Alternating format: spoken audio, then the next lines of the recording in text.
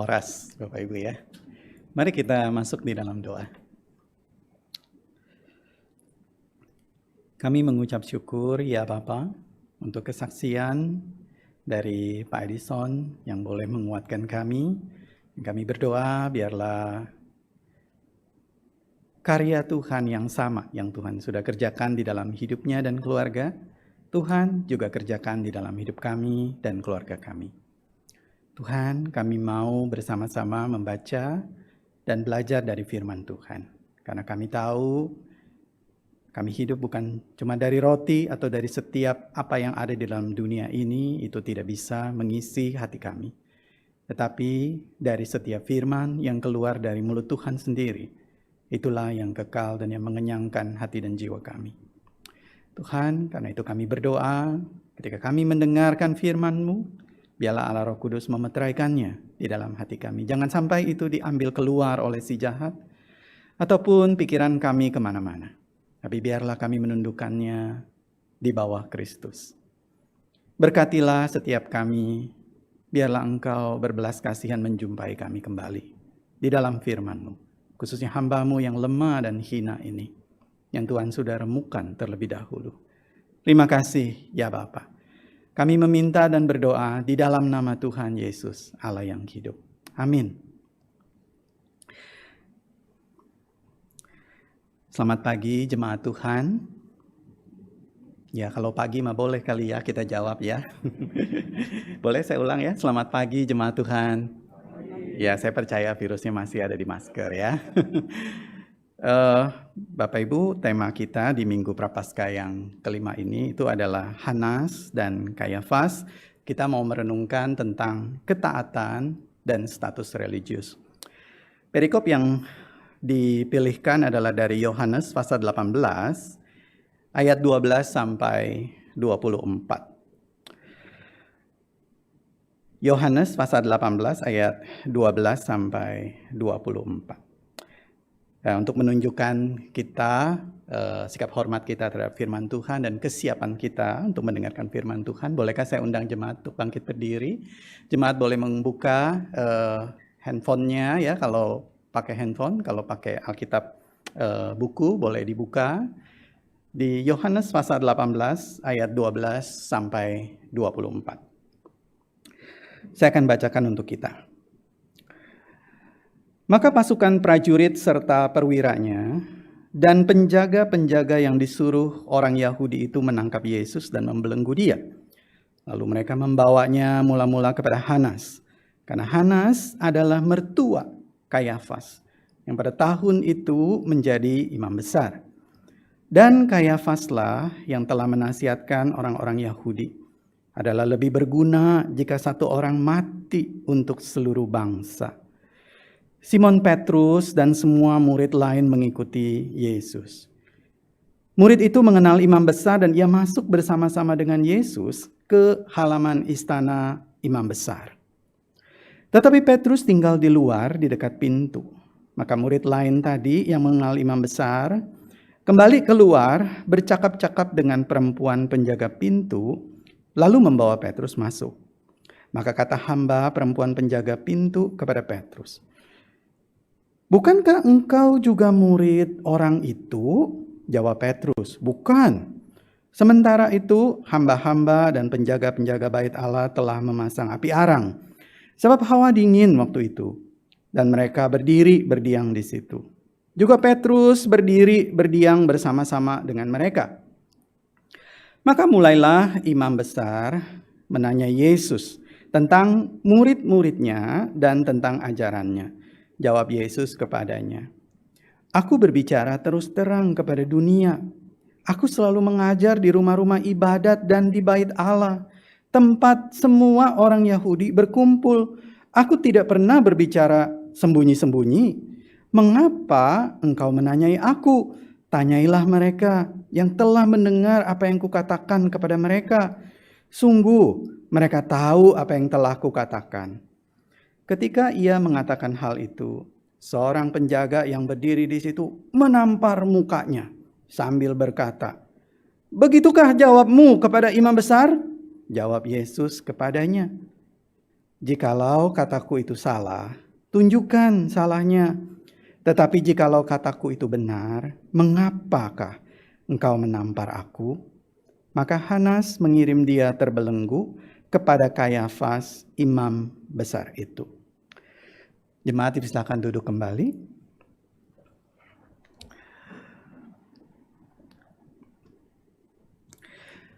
Jemaat Tuhan, pada tahun 2019 ya, 2 tahun yang lalu, Gospel Coalition. Jadi biasanya kalau kita mengikuti di website ya, jadi ada artikel-artikel yang baik. Salah satunya adalah The Gospel Coalition. Nah, Gospel Coalition ini menerbitkan satu buku yang baik melalui Crossway ya. Judulnya adalah Faithful Endurance. Faithful Endurance, The Joy of Shepherding People for a Lifetime. Saudara, buku ini adalah berisi tentang sharing dari 12 pastor sebetulnya ya. 12 pastor tentang 12 topik pelayanan pastoral. Nah, pastor-pastor yang dipilihkan ini di sini ada Tim Keller, ada D.A. Carson dan lain sebagainya. Mereka adalah orang-orang yang telah melayani di pelayanan pastoral lebih dari 40 tahun.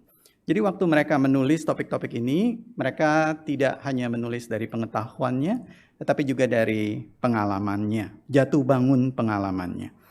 Nah, tujuan dari buku ini ditulis itu adalah supaya para pastor yang melayani di ladang itu tetap dapat memiliki yang namanya faithful endurance, satu ketahanan yang setia begitu ya, dalam pelayanan pastoral yang sangat berbahaya. Bapak Ibu Saudara, di dalam bab 1 menariknya Tim Keller, jadi bab 1 ini ditulis oleh Tim Keller. Nah, Tim Keller menulis tentang satu topik yaitu kekecewaan di dalam pelayanan. Dan di dalam bab ini Tim Keller menguraikan banyak alasan ya tentang mengapa orang itu bisa kecewa di dalam pelayanan. Dan salah satu yang Tim Keller maksud bahayanya itu adalah dikatakan ministry can make you outwardly focused. Saudara, maksudnya apa? Tim Keller maksudnya mengatakan bahwa pelayanan itu bisa membuat kita fokus atau terfokus kepada hanya penampilan luar rohani, tetapi mengabaikan kondisi di dalam hati. Kenapa bisa begitu? Tim Keller mengatakan, karena memang kita itu di dalam pelayanan kita harus tampil begitu. Mau tidak mau, baik yang di atas mimbar, di bawah mimbar, harus tampil. Jadi harus terlihat dalam tanda kutip baik. Nah, tentu saja baik itu tidak buruk, namanya juga baik ya, jadi tidak buruk begitu. Tetapi kalau cuma terlihat baik, kata Tim Keller, itulah jeratnya. Saudara, nanti kita akan lihat bahwa sekalipun ini ditujukan untuk pastor dan dalam pelayanan, ini juga relevan di dalam setiap bidang kehidupan kita. Saudara, Tim Keller lalu mengatakan di tulisannya di bab 1 itu, dia mengatakan, when you speak to people about God, you have 2 options. Commune with God or act like you commune with God. Saudara, waktu kita berbicara tentang Tuhan, baik itu kita adalah pastor ataupun kita adalah pelayan Tuhan yang lain begitu ya, kita berbicara tentang Tuhan, ada 2 cara Tim Keller mengatakan. Yang pertama adalah kita berbicara yaitu commune with God. Yaitu kita itu berbicara tentang Tuhan karena memang itu adalah lahir dari persekutuan kita dengan Tuhan. Kita punya relasi yang dekat dengan Dia. Tapi Tim Keller mengatakan ada juga yang kedua caranya. Yaitu karena kita harus tampil, begitu ya, orang-orang yang melayani ini harus tampil, maka mau tidak mau dia bertindak seolah-olah dia memiliki relasi yang dekat dengan Tuhan. Kenapa bisa begitu? Tuntutan jabatan, begitu. Tuntutan dari pelayanan. Jadi harus kelihatan rohani. Tim Keller mengatakan, mau tidak mau, setiap pelayan Tuhan itu cuma punya 2 cara ini. Yaitu dia benar-benar punya relasi pribadi yang otentik, relasi yang hidup dengan Tuhannya. Atau dia bertindak seolah-olah dia punya relasi yang hidup dengan Tuhannya. Padahal tidak, begitu. Lalu Tim Keller melanjutkan. Either you truly learn how to commune with God, or you learn how to fake it. Ya, kalimat itu tajam sekali menurut saya. You talk as if you are a lot closer to God than you actually are. And not only do people start to think that, but you start to think it too. This can be devastating for your heart. Jadi karena terbiasa tampil, karena terbiasa harus menampilkan sesuatu yang baik tentunya ya secara spiritual, Keller mengatakan, lama-lama orang bisa berpikir, kamu memang sebegitu rohaninya, begitu kira-kira. Padahal kamu sendiri sebenarnya tidak serohani itu, kata Tim Keller begitu. Tapi bukan cuma itu, kamu sendiri bisa lama-lama percaya bahwa kamu sebegitu hebatnya secara rohani. Karena Tim Keller bilang, you fake it. And you are very good at faking it. Sudah sangat terlatih, kata Tim Keller. Kalimat yang terakhir menurut saya sangat penting. This can be devastating for your heart. Karena tidak bisa lagi membedakan mana yang genuine, mana yang fake. Bapak Ibu Saudara yang terkasih di dalam Tuhan, itulah sebabnya Tuhan Yesus mengatakan di dalam Matius 23 ayat 25 ketika dia berbicara kepada orang Farisi dan ahli-ahli Taurat, agak mirip dengan yang Tim Keller katakan, yaitu mereka terampil di dalam mengelola tampilan luar. Karena produk yang mereka jual itu adalah agama. Jadi mereka harus diterima oleh masyarakat pada waktu itu. Baik itu melalui pengetahuannya, melalui religiositasnya, kehidupan sehari-hari, itu produk yang mereka jual. Dan Tuhan Yesus berkata kepada orang-orang Farisi dan ahli Taurat yang demikian, celaka kamu, hai ahli-ahli Taurat dan orang-orang Farisi. Kamu orang-orang munafik. Sebab cawan dan pinggan kamu bersihkan sebelah luarnya. Tapi sebelah dalamnya penuh dengan rampasan dan kerakusan. Saudara, gema kalimat Tuhan Yesus itu sama persis dengan yang Tim Keller tadi sebutkan. Dan bukan cuma Tuhan Yesus yang mengatakan itu. Saudara sepupu Tuhan Yesus juga berkata demikian, Yohanes Pembaptis. Tetapi waktu itu Yohanes Pembaptis melihat banyak orang Farisi dan orang Saduki datang untuk dibaptis. Berkatalah dia kepada mereka, hei kamu keturunan ular beludak. Siapa yang mengatakan kepada kamu bahwa kamu dapat melarikan diri dari murka yang akan datang? Saudara, Yohanes Pembaptis ini kelihatannya kurang pintar melobi ya. Kurang pintar membaca situasi. Kalau zaman sekarang mah udah pasti dia di penjara ini. Saudara, Yohanes Pembaptis ini orang mau datang dibaptis malah diomelin sama dia begitu. Orang mau datang bertobat malah dibilang ular beludak. Kenapa saudara Yohanes Pembaptis berkata begitu? Karena Yohanes Pembaptis melihat orang-orang Farisi dan orang Saduki ini mau ikutan dibaptis karena orang banyak juga dibaptis. Jadi biar rame begitu, karena ini lagi trennya begitu. Ini tren agama, tren rohani. Wah, semua berbondong-bondong lagi tren. Kan biasanya di dalam tahun-tahun zaman gitu ya, histori, itu ada tren-tren tertentu. Tren Roh Kudus, begitu kan ya. Bahasa lidah, begitu kan ya. Terus tren apalagi kebangunan rohani, tren pemuritan, lalu tren KKR, ada tren-trennya. Nah, Yohanes Pembaptis menegur si orang-orang ini, kamu itu sungguh-sungguh gak sih? Enggak, hati kamu itu cuma pengen diterima sama orang. Makanya dikatakan kamu keturunan ular beludak. Saudara terbiasa dengan faking spirituality. Nah, ini yang Tuhan Yesus tegur keras sekali ya. Karena sangat berfokus pada apa yang ingin ditampilkan di hadapan orang banyak. Sangat berfokus pada apa yang ingin ditampilkan di hadapan orang banyak. Nah saudara, konteks perikop yang tadi kita baca di dalam Yohanes pasal 18 itu berbicara tentang Tuhan Yesus ditangkap. Ya, di dalam Minggu Prapaskah ini kita banyak merenungkan perikop-perikop di mana Tuhan Yesus masuk di dalam rangkaian peristiwa penderitaan. Dia ditangkap dan dihadapkan kepada imam besar yang bernama Kayafas. Dan juga kepada Hanas, yaitu mertuanya.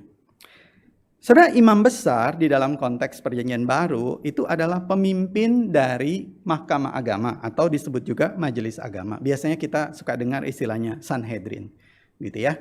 Jadi bisa ada puluhan gitu. Ada yang mengatakan 70 jumlahnya, begitu. Itu orang-orang yang sangat terkemuka, ahli-ahli di dalam kitab, orang-orang yang punya pengaruh yang besar sekali, begitu.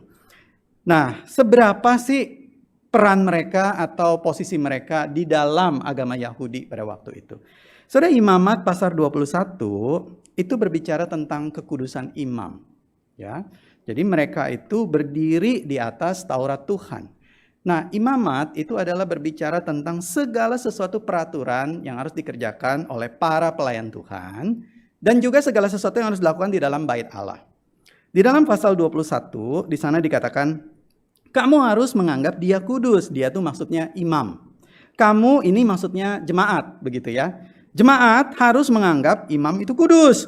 Karena dialah yang mempersembahkan santapan Allahmu, yaitu persembahan itu maksudnya ya. Persembahan yang dibawa ke ruang kudus. Ia kudus bagimu. Sebab apa? Sebab aku, Tuhan yang menguduskan kamu adalah kudus. Jadi kekudusan imam itu bukan pada dirinya sendiri, tapi karena dia melayani Tuhan, begitu. Dan dia melayani Allah yang kudus, maka Allah menguduskan dia. Bapak Ibu Saudara, institusi keimaman dan agama sangat dihormati di dalam konteks perjanjian lama ya waktu itu Israel. Dan juga konteks perjanjian baru Yudaisme, yaitu konteks di mana Tuhan Yesus hidup. Nah, tetapi dalam berjalannya waktu ada pergeseran. Pergeseran dari panggilan Tuhan yang mulia ya untuk melayani Tuhan penuh waktu, melayani sebagai imam, begitu kan? Hakikat imam yang kudus menjadi sekadar status religius saja. Menjadi sekedar status religius saja. Nah, Tuhan Yesus itu hidup di dalam konteks penjajahan Romawi, kita pasti sudah sangat familiar tentang itu ya. Saudara, imam di dalam konteks penjajahan pada waktu itu memegang kekuasaan yang sangat besar. Begitu besar kekuasaannya. Kalau kita baca sekilas saja di dalam kitab Injil, mungkin tidak terlalu terlihat. Tetapi kalau kita melihat gitu ya sumber-sumber kebudayaan di sekelilingnya, wah kita akan sangat tercengang dan kita baru mengerti kenapa Tuhan Yesus bisa diseret begitu saja dengan mudah, begitu ya. Karena imam-imam ini punya kekuasaan dalam hal agama, yaitu dalam hal peribadatan umat. Siapa yang bisa mengatakan kalau umat cara beribadah benar atau salah? Cuma imam. Siapa yang bisa mengatakan bahwa umat ini layak datang kepada Tuhan atau tidak? Cuma imam. Jadi kalau imam moodnya lagi kurang baik, ya kita kena dah ya, begitu ya. Kalau kita misalnya pada waktu itu adalah orang Yahudi ya yang mau beribadah. Imamnya lagi kurang siap misalnya begitu, kamu nggak boleh masuk. Nah, kita nggak bisa masuk begitu. Yang kedua, sosial adalah perilaku masyarakat dan norma. Maksudnya adalah imamlah yang menentukan siapa yang benar, siapa yang salah. Walaupun memang pada waktu itu ada hukum, tetapi ketika masuk kepada ranah kehidupan orang Yahudi, hukum Romawi itu tidak terlalu berkutik. Yang memegang kekuasaan itu adalah hukum agama orang Yahudi, yaitu Taurat. Dan siapa yang menguasai Taurat? Imam. Jadi secara sosial, perilaku masyarakat, norma-norma yang berlaku, apakah rumah saya boleh dijual dengan harga segini? Apakah saya harus membayar pajak ini? Padahal pajak ini dibayarkan kepada penjajah. Imam itu sangat menentukan jawaban ya atau tidak, benar atau salah. Lalu secara politik, imam-imam itu bermain bersama pemegang kekuasaan. Tentu saja tidak semua imam seperti ini ya, tetapi mayoritas. Kalau kita perhatikan di dalam teks-teks Injil, apa yang dimaksud dengan bermain bersama pemegang kekuasaan? Saudara, karena imam-imam itu posisinya penting dan mereka sadar, sekalipun mereka itu pemimpin, begitu ya. Sebetulnya ada raja yaitu Herodes di situ, tetapi itu cuma raja boneka. Ya, ditempatkan di situ dan dia juga bukan orang Israel, begitu kan? Jadi dia tidak dipandang sebetulnya oleh orang Yahudi. Jadi siapa sebenarnya yang memegang eksekutif gitu kira-kira, yang melakukan pemerintahan secara agama, yang memegang kekuasaan di orang Yahudi, kehidupan mereka mulai dari bangun tidur sampai tidur lagi, imam agama pada waktu itu. Jadi mereka tahu betapa besarnya kekuasaan mereka dan mereka tahu mendekati siapa. Mereka tahu harus berbicara kepada siapa. Dan yang terakhir adalah secara finansial. Secara finansial, ibadah di bait Allah itu, karena bait Allah cuma satu ya, di Yerusalem yang dibangun besar sekali ya oleh Herodes, dan itu hanya untuk menyenangkan hati orang Yahudi, tapi sebetulnya itu sesuatu yang Tuhan katakan nanti dihancurkan pada tahun 70 oleh Jenderal Titus. Bait Allah ini itu merupakan sumbangan devisa yang besar bagi negara pada waktu itu. Kalau kita melihat dari konteks kehidupan mereka, karena mereka adalah diaspora. Ya, orang-orang Yahudi itu kan terserak, begitu kan? Ada yang di Mesir, ya, di bagian bawah, begitu. Ada yang terserak di sebelah kanan, begitu ya. Ini daerah Babel dan sekitarnya, Mesopotamia dan seterusnya. Nah, waktu hari Paskah, begitu, tidak seperti Paskah yang kita mengerti sekarang ya. Hari Paskah dan juga hari Pentakosta, orang-orang Yahudi itu mereka harus datang beribadah ke bait Allah. Mereka harus mempersembahkan korban. Nah, mereka kalau bawa dari kotanya masing-masing itu perjalanannya jauh sekali. Jadi kalau misalnya bawa kambing atau bawa domba, biasanya domba yang diterima ya. Bawa domba, kalau mereka beli begitu di tempatnya, tentu harganya lebih favorable buat mereka, lebih bisa diterima. Tapi kalau udah dengan perjalanan yang begitu panjang, dombanya udah masuk angin begitu. Udah mabok begitu ya. Udah enggak memenuhi standar, karena kalau persembahan itu kan dimintanya sempurna, begitu tidak boleh bercacat. Nah, jadi imam-imam ini pinter. Apa yang dilakukan? Ya tempatkan saja itu penjual-penjual di depan bait Allah sekalian. Kalau mau beli di sini, begitu. Jadi, nah itu kan praktis juga ya buat orang-orang yang datang dari jauh, ya kan? Daripada bawa-bawa begitu, beli aja langsung di situ Pak mah. Iya bener juga ya, apalagi ada QR code langsung trut begitu kan. Nah, udah begitu dibeli langsung, nah diketoklah harganya. Pertama diketok harganya, begitu ya jadi mahal. Kedua, orang-orang itu harus menukar uang karena mata uangnya berbeda, Bapak Ibu. Nah, waktu dia menukar uang, kita yang dari finance tentu tahu ya, dikena-kenalah, dibikin selisihnya, begitu diketok lagi, begitu nilai tukarnya anjlok, begitu ya. Jadi dia harus membayar lebih mahal. Wah, ini sesuatu yang tidak bisa dihindari oleh orang-orang yang berada di dalam agama Yahudi. Wah, buat imam dan kelompoknya, dan juga buat orang Romawi, karena kan pajak ya, dari bait Allah harus dikirim pajak kepada pemerintah. Itu menguntungkan sekali. Itu bisnis yang luar biasa. Kalau bisa mengalir dengan baik, itu udah mesin uang. Kalau ada seorang muda yang berani ngacak-ngacak itu cari mati dia. Namanya Yesus itu. Gitu. Jadi Bapak Ibu Saudara, kalau kita melihat konteks seperti ini, nah ini kalau mau baca lebih lanjut, ada tulisan dari Alfred Edersheim. Dia adalah seorang Yahudi yang menceritakan konteks kehidupan pada waktu itu. Jadi kalau kita lihat, ternyata kita bisa mengerti betapa status religius imam itu tuh, wow, ngeri sekali. Begitu besarnya. Sampai-sampai Tuhan pun bisa dicengkram ya, kalau tidak hati-hati. Sudah Hanas dan Kayafas. Kayafas adalah imam besar pada waktu itu. Tadi kita baca Yohanes 18 ayat 13. Tapi Hanas ini adalah mertua yang tahu mengambil keuntungan. Ya. Jadi Kayafas itu menikahi anak perempuan dari Hanas. Nah, ini mertuanya pinter. Gitu ya. Menantu saya imam besar. Masa saya nggak dapat apa-apa? Nah, bolehlah saya juga memimpin, bolehlah saya juga dapat kekuasaan dan dapat uang, begitu. Maka Lukas mencatat, ya Lukas 3 ayat 2, Hanas dan Kayafas menjadi imam besar. Bahkan kalau tadi kita perhatikan pembacaan kita di teks Yohanes pasal 18, itu 2 kali nama imam besar itu diulang. Jadi ketika Hanas itu menanyai tentang Tuhan Yesus, maka yang digunakan adalah imam besar. Tapi setelah selesai diinterogasi, lalu dia mengirim kepada imam besar. Jadi imam besarnya siapa? Nah, sebetulnya imam besarnya Kayafas. Tetapi dengan pencatatan seperti itu maksudnya apa? Semua orang pada waktu itu yang hidup di situ, di Palestina pada waktu itu tahu bahwa imam besar itu 2, bukan 1. Begitu. Itu artinya apa Bapak Ibu? Itu artinya nepotisme, mertua menantu. Siapa yang berkuasa? Gitu. Siapa yang dapat bagi-bagi, begitu ya. Nah, dalam konteks yang demikian, Yesus itu jelas dilihat sebagai pengusik, pengacau lah, aliran dana, begitu ya, kekuasaan dan kedudukan.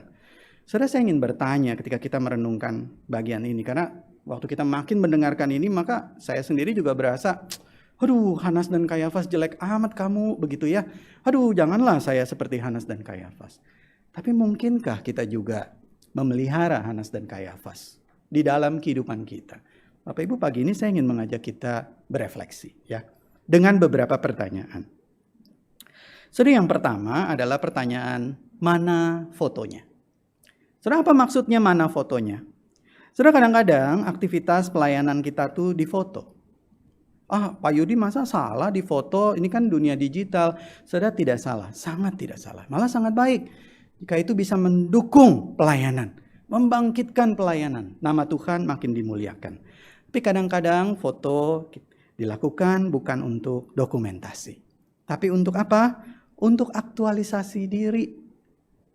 Kenapa kita perlu itu difoto? Bukan karena ada pelayanannya mungkin, tapi karena ada saya di situ. Kalau sayanya lagi jelek, lagi tembem misalnya begitu ya, atau posisi berdirinya miring kan kelihatan perutnya gimana gitu. Jangan dipublish. Nah, tunggu saya agak begini ketutup dikit begitu. Boleh nggak? Ya boleh lah juga sih begitu ya. Kadang-kadang juga kan kita juga butuh gimana sih gitu ya, presentable lah begitu. Jadi agak ketutup kalau misalnya kita lagi berat misalnya begitu ya. Kalau pas kitanya udah lagi agak ringan, bolehlah kita keluar begitu kan ya. Bisa lebih enak begitu dilihat fotonya. Tapi Bapak Ibu, yang jadi masalah mungkin bukan cuma fotonya. Tapi yang jadi masalah adalah hati kita. Hati kita. Kita ingin jadi pusat.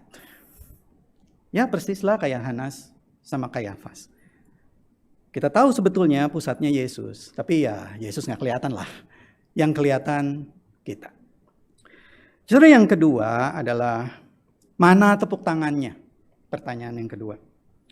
Ya mungkin kita tidak minta secara verbal ya, kalau ada Hanas, ada Kayafas. Mungkin Hanas dan Kayafas juga tidak minta secara verbal. Tetapi mendambakan pujian dan pengagungan setelah penampilan pelayanan. Saudara senang mendapat pujian. Misalnya kalau ada jemaat yang berkata, aduh terima kasih ya, persembahan lagunya bagus sekali, saya sangat terharu begitu ya. Atau dikatakan misalnya habis khotbah, terima kasih Pak, terima kasih Bu, khotbahnya sangat menyentuh, saya sangat dapat berkat, terima kasih bla bla bla. Bapak Ibu, apakah jemaat tidak boleh berkata terima kasih? Oh boleh, sangat boleh. Tetapi bagi kita yang melayani, maka Tuhan ingin kita memeriksa hati kita. Saudara mendapatkan terima kasih itu senang sekali ya, itu encouragement, ya kan? Ya itu sangat mendorong dan memotivasi. Tetapi kalau itu yang menjadi motivasi kita, nanti lama-lama kita itu membuat itu jadi piala, gitu ya. Jadi medali begitu. Jadi kita gantung di rumah. 1, begitu kan ya. 2, gitu. 3, banyak tuh pialanya. Ini saya udah melakukan ini, saya udah melakukan ini. Dan lama-lama kita jadi terbiasa punya mode of service. Jadi punya mode pelayanan harus diterima kasihi. Kalau nggak dapat terima kasih, aduh, ada yang hilang begitu ya. Jadi kurang semangat begitu. Bapak Ibu Saudara yang terkasih, maka Tuhan ingin kita melihat hati kita sendiri. Tuhan katakan hati-hati. Yang ketiga adalah mana likes-nya, mana partisipannya. Saudara, ini adalah godaan untuk mengukur keberhasilan dan kedewasaan rohani dari jumlah, kuantitas, pendukung, dan pengunjung. Saudara, apalagi di dalam konteks pelayanan digital seperti sekarang ini sejak pandemik ya, mau tidak maulah, suka tidak suka, siap tidak siap, kita harus pelayanan secara digital. Nah, di dalam pelayanan digital, kadang-kadang mau tidak mau kita juga tergoda begitu ya. Tergoda untuk mengukur bahwa jumlah viewers itu adalah jumlah jemaat.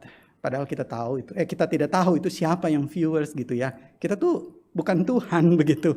Jadi yang tahu sebetulnya cuma Tuhan sih gitu ya. Yang punya akun aja kadang-kadang nggak tahu itu ini siapa ini ya begitu ya, begitu. Kalau di Zoom ya kita bisa tahu lah siapa orangnya begitu ya.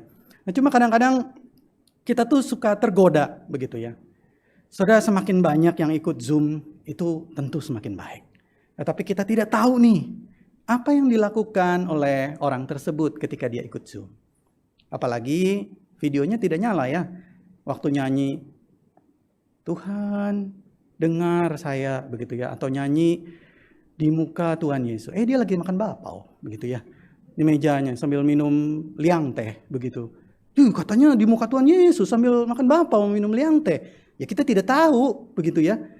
Saudara, di tengah-tengah kondisi seperti ini, kita tuh betul-betul sangat membutuhkan hikmat dan anugerah Tuhan. Kadang-kadang terlalu cepat merasa puas diri bahwa jemaat kita rohani begitu ya, karena udah makin banyak begitu angkanya atau apanya bisa berbahaya. Maka dikatakan itu adalah satu lubang pelayanan yang besar. Lubang pelayanan yang besar di dalam pelayanan digital. Saudara, pertanyaan refleksi berikutnya adalah mana hormatnya? Mana hormatnya? Maksudnya adalah satu sikap mulai merasa sempurna dan tanpa salah. Ya kayak Hanas lah, begitu ya.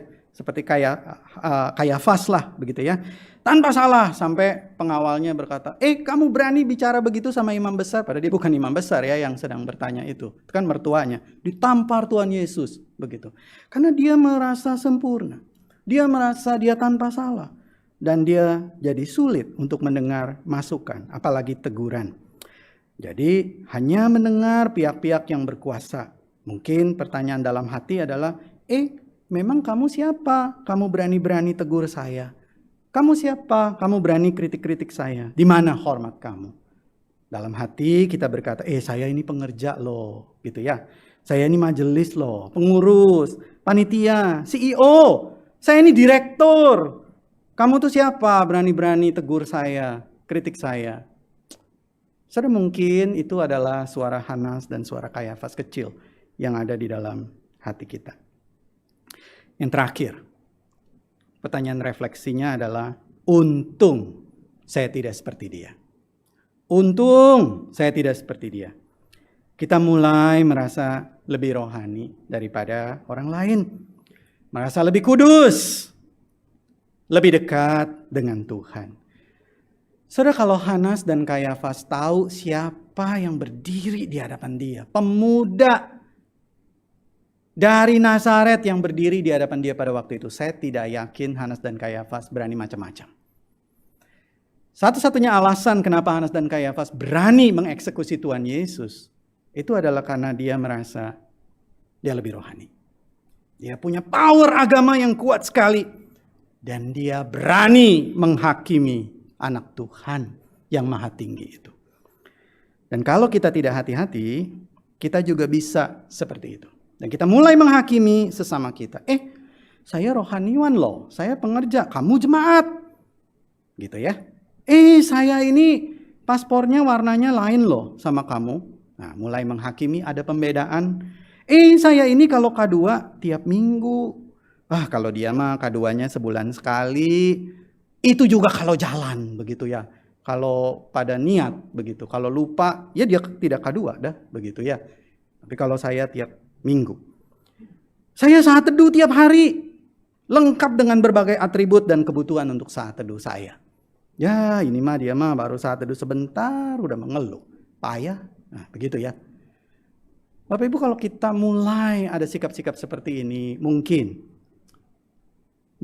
kita memelihara Hanas dan Kayafas dalam hati kita.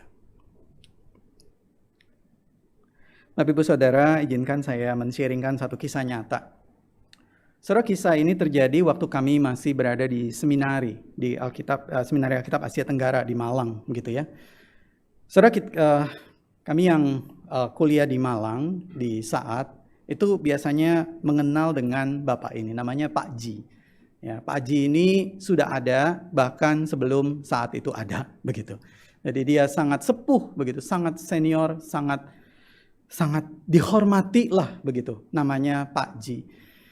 Pak Ji ini biasanya kalau ditanya apa jabatannya di saat begitu ya, dia bukan dosen, bukan pengajar, tapi Pak Ji ini adalah boleh dikatakan tenaga pembantu serba bisa, begitu ya. Orangnya kurus, tinggi, dan dia mengerjakan segala sesuatunya yang tidak bisa dan tidak mau dikerjakan oleh siapapun. Begitu. Jadi misalnya ada kursi rusak. Aduh, ini gimana nih kursi rusak, begitu ya. Betulinnya susah. Cari siapa? Cari Pak Ji. Aduh, ini mau tebang pohon, udah miring, bentar lagi nimpa rumah, begitu ya. Aduh, kalau mahasiswa yang tebang, ntar tangannya keseleo, begitu ya, nggak bisa pelayanan. Cari siapa? Cari Pak Ji, gitu ya. Kolam ikan itu udah kotor banget karena ada kolam ikan di sana yang besar. Itu ikannya udah mulai mabok, begitu berenangnya udah nggak lurus ya, udah miring-miring, kadang-kadang muter-muter. Cari siapa? Cari Pak Haji, gitu ya, untuk bersihkan. Dan dia mengerjakan semuanya dengan baik, Bapak Ibu, luar biasa. Saya kalau lihat Pak Haji itu luar biasa. Nah, satu hal yang unik, cuma satu yang dia nggak bisa kerjakan. Walaupun kita minta, gitu ya, Pak Haji tolong dong lakukan ini, dia nggak bisa. Apa itu? Berkhotbah. Ya, karena Pak Haji bukan orang Kristen. Ya, Pak Haji adalah orang Muslim. Tapi dia jauh lebih Kristen daripada kebanyakan orang Kristen. Kenapa? Karena setelah dia melakukan semuanya itu, dia biasanya gak kelihatan lagi. Udah beres nih kursinya, begitu ya, ditaruh begitu. Orangnya gak banyak ngomong, diam. Jadi diketok tok tok tok tok tok tok begitu ya, udah rapi begitu. Udah ditaruh begitu. Ditaruhnya di mana nih Bu? Biasanya kan ada bagian umum ya yang merapikan semuanya. Oh itu di ruang kelas tertentu, disebut nama ruang kelasnya begitu. Tuh biasanya ada kartu kursi yang hilang begitu. Karena lagi dibetulin. Nah dia bawa, dia taruh di situ, udah rapi. Udah ya Bu, udah dia pulang. Setelah itu udah anak mahasiswa yang pakai tidak akan tahu di mana pajinya setelah itu. Begitu juga dengan pohon, kalau udah dibereskan, tuh sampah-sampahnya dirapikan, pajinya nggak kelihatan, udah rapi semuanya. Begitu juga dengan kolam. Besokannya itu kolam udah bersih begitu. Pajinya kita nggak tahu ada di mana. Ntar dia lagi nganterin galon begitu ya, naik motor apa. Dia tidak pernah mengambil kredit dari apa yang dia lakukan. Saya kalau lihat dia kagum sekali. Dan dia bukan orang Kristen Bapak Ibu. Dia bukan orang Kristen. Dan dia setia sampai dia pensiun. Dari sejak pertama saat itu dirintis sampai dia pensiun. Saya ragu Hanas dan Kayafas setuju dengan pola kehidupan Pak Haji. Hanas dan Kayafas akan berkata, ya yang begitu mah gak bisa naik jabatan. Ya yang begitu mah gak dapat duit. Ya yang begitu mah gak akan diterima. Yang begitu di belakang tuh duduknya. Yang begitu gak akan masuk hitungan. Saudara, Hanas dan Kayafas itu selalu ingin mengambil apa yang menjadi milik Tuhan. Bapak Ibu Saudara, saya ingin kita bertanya dan menyimpan kalimat ini. Selama Hanas dan Kayafas kecil bercokol di dalam hati kita, percayalah, tidak ada ruang bagi Tuhan Yesus. Sejarah sudah membuktikan Hanas dan Kayafas tidak memberi ruang bagi Tuhan Yesus. Eksekusi mati. Kalau kita memelihara Hanas dan Kayafas kecil dalam hati kita, apapun bentuknya, percayalah, Yesus hanya akan jadi alat saja. Dia akan jadi sarana untuk kita mencapai keinginan kita. Tidak ada ruang bagi dia. So dari pengadilan kotor imam besar, maka kita beranjak kepada ketaatan sempurna imam besar agung. Ibrani pasal 4 ayat 14 dikatakan karena kita sekarang mempunyai imam besar agung yang telah melintasi semua langit. Yaitu Yesus anak Allah. Baiklah kita teguh berpegang pada pengakuan iman kita. Imam besar yang sejati. Dia tidak memperdulikan status religiusnya. Tapi dia melayani. Dia mengerjakan ketaatannya kepada Bapa. Tanpa mengambil kredit sedikit pun. Bahwa dia dan hanya dia yang mampu melakukannya. Saudara, ketaatan yang sempurna dengan harga kematian di atas kayu salib demi kasihnya kepada kita. Filipi pasal 2 ayat 6 sampai 9 yang juga tadi kita baca dalam pembacaan kita, di sana dikatakan, Kristus yang walaupun di dalam rupa Allah, dia tidak menganggap kesetaraan dengan Allah itu, atau kalau saya terjemahkan di dalam konteks kita, status religius itu sebagai milik yang harus dipertahankan. Melainkan dia mengosongkan dirinya sendiri. Dia mengambil rupa seorang hamba yang menjadi sama dengan manusia. Dan dalam keadaan sebagai manusia, dia merendahkan dirinya. Taat sampai mati. Bahkan sampai mati di kayu salib. Bapak Ibu Saudara yang terkasih dalam Tuhan, di penghujung dari khotbah pada Minggu Prapaskah yang kelima ini, Izinkan saya memberikan satu pertanyaan yang mari kita jawab bersama-sama di dalam hati kita. Nanti kita akan mendengarkan lagu yang sama lagi, ya, lagu perenungan lagi. Tapi saya ingin kita mendengarkan lagu itu dengan bertanya dan berdoa kepada Tuhan. Saudara, dalam hal apakah Hanas dan Kayafas kecil masih bercokol di dalam hati saya sampai saat ini? Saya tidak tahu. Saya sudah melakukan ini sendiri di dalam doa saya secara pribadi. Saya rindu Bapak Ibu Saudara juga melakukannya sendiri. Datanglah pada Tuhan dan minta Tuhan tunjukkan itu. Sebutkanlah secara spesifik di hadapannya. Sebab tanpa pengakuan di hadapannya, kita tidak bisa bertumbuh. Kita tidak bisa sungguh-sungguh berkata, Tuhan, aku mau mulai dari diri sendiri. Saudara, mari datang pada Tuhan. Mari mengaku.